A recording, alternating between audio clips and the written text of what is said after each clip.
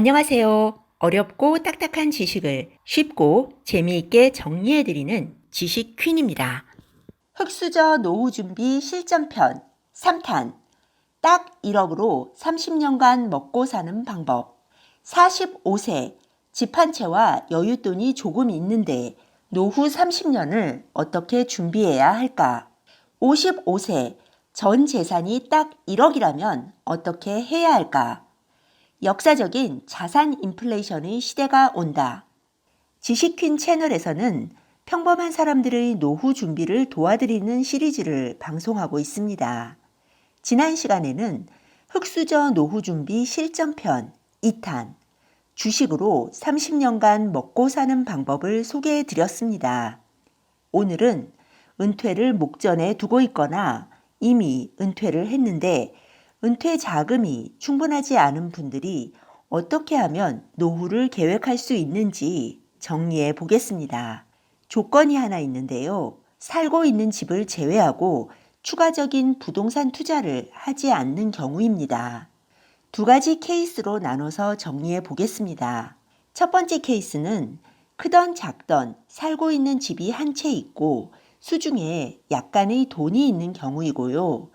두 번째 케이스는 정말 수중에 딱 1억 정도밖에 없는 경우입니다. 첫 번째, 집이 한 채 있고 수중에 약간의 돈이 있는 경우.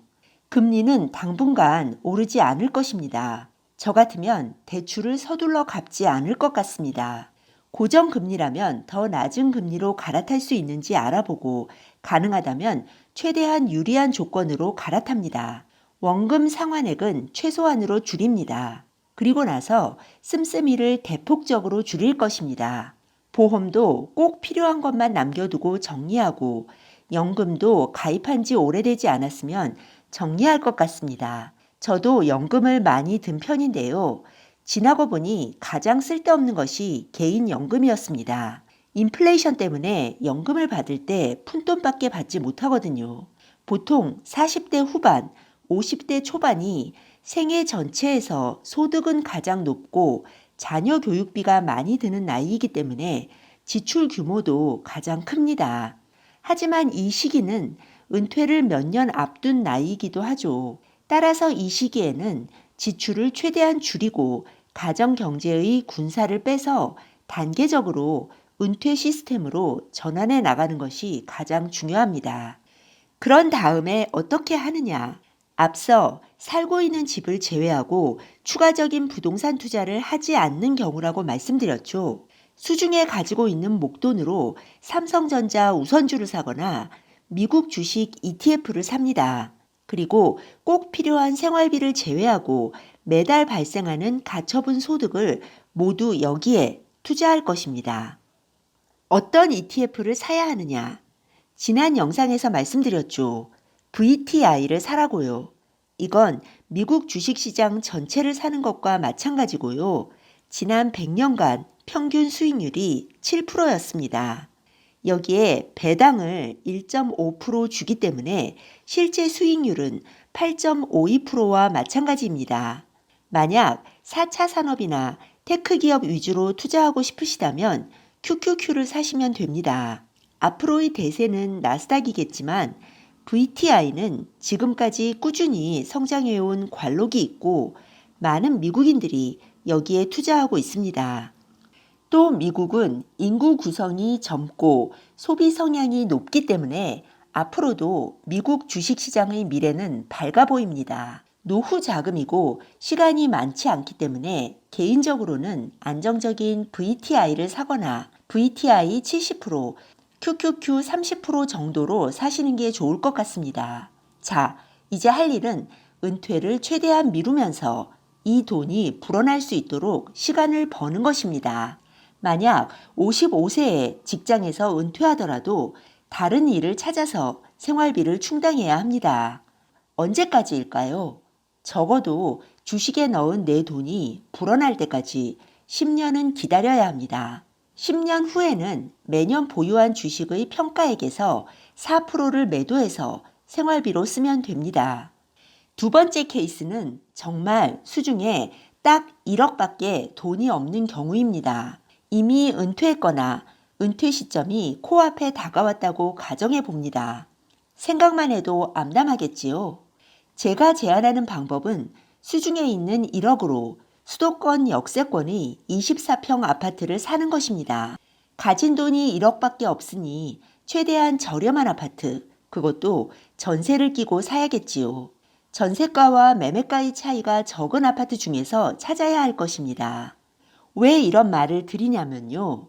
앞으로 수도권 역세권에서는 3억 원 이하의 24평 소형 아파트, 5억 원 이하의 33평 아파트는 사라질 것이기 때문입니다. 지금 정부가 서울 아파트, 특히 고가 아파트 가격을 억누르면서 수도권 외곽, 그리고 지방 아파트 가격이 오르고 있습니다. 어떤 분들은 투기로 오른 가격이기 때문에 거품이 빠지면 폭락할 거라고 말씀하시지만 그건 비싼 지역, 비싼 아파트의 경우입니다.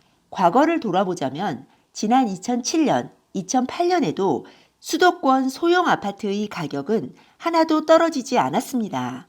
믿지 못하시는 분들은 지난 2008년 이후 서울과 수도권의 소형 아파트 가격이 어떻게 변했는지 한번 찾아보세요. 수도권 24평 아파트는 하방 경직성이 매우 강한데요. 한마디로 잘 떨어지지 않는다는 거죠. 그 이유는 수도권 소형 아파트를 벗어나면 빌라밖에 갈 곳이 없기 때문입니다. 한마디로 필수제라는 것이죠. 이렇게 소형 아파트를 사놓고 나서는 무슨 일이든지 해서 돈을 모아야겠지요.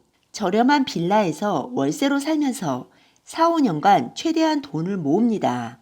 힘은 들겠지만 아직 60세가 되지 않았으므로 마음만 먹는다면 무슨 일을 해서라도 돈을 벌 수 있을 것입니다.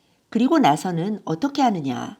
여러 정황상 그리고 수요와 공급을 따져볼 때 수도권 아파트 가격은 2024년경에 최고치에 도달할 것으로 보입니다.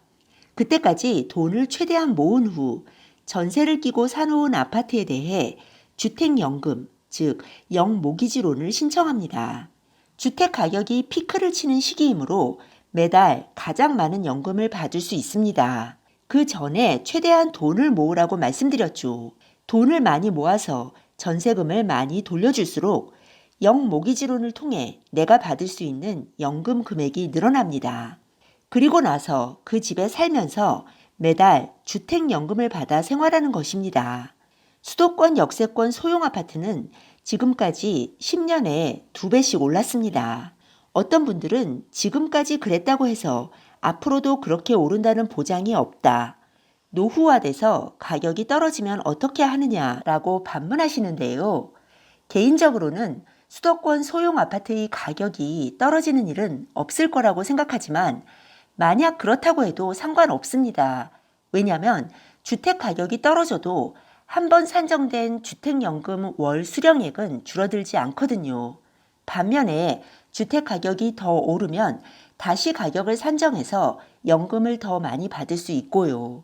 사실 주택연금은 내 집에서 담보대출을 받아 그 돈을 쓰면서 사는 것과 마찬가지인데요. 매달 받는 연금 액수가 정해져 있다는 데에서 안정감을 느낄 수 있고 아파트 가격이 피크를 칠 때 연금을 신청하면 상대적으로 유리한 구조로 되어 있습니다. 그러니 지금이 아니라 2024년, 25년까지 기다려서 연금을 신청하는 게 좋을 것 같습니다. 만약 부모님이 살고 있는 집 외에 다른 소득이 없으시다면 2024년에서 25년경에 주택연금을 받을 수 있도록 도와드리는 것도 좋습니다. 그리고 집이 없고 1억 원 정도의 돈밖에 없다면 제가 말씀드린 방법대로 수도권 역세권이 소형 아파트를 사두었다가 몇 년 더 기다려서 아파트 가격이 피크를 치면 그때 연금을 신청하시는 것도 좋겠습니다. 네, 오늘은 흑수저 노후준비 실전편 3탄 딱 1억으로 30년간 먹고 사는 방법을 정리해 보았습니다. 다음 시간에는 역사적인 자산 인플레이션이 온다 편을 방송해 드리겠습니다. 네, 오늘 들려드린 내용이 도움이 되셨다면 구독 버튼, 좋아요 버튼 꾹 눌러주세요. 그리고 알람 버튼도 꾹 눌러주세요. 지식퀸의 새 영상이 올라오면 제일 먼저 받아보실 수 있습니다. 감사합니다. 다음에 또 만나요.